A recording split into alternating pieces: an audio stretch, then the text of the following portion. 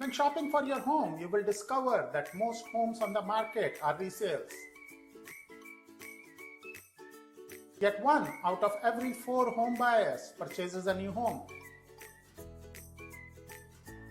Both new homes and resales offer their own advantages. Now, before you make a decision, let's compare these points. The new homes, they offer innovative use of space and style. They offer greater energy efficiency. They offer a choice of options and upgrades. And everything is very, very new and modern. The existing homes, on the other hand, on average, they are less expensive.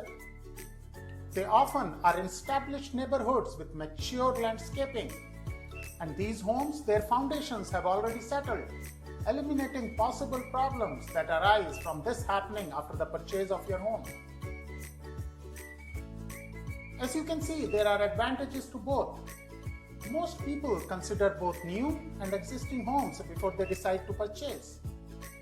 Should you be thinking about buying a home, call us now or visit our website to learn more about the 10 points to consider before you visit your first model home.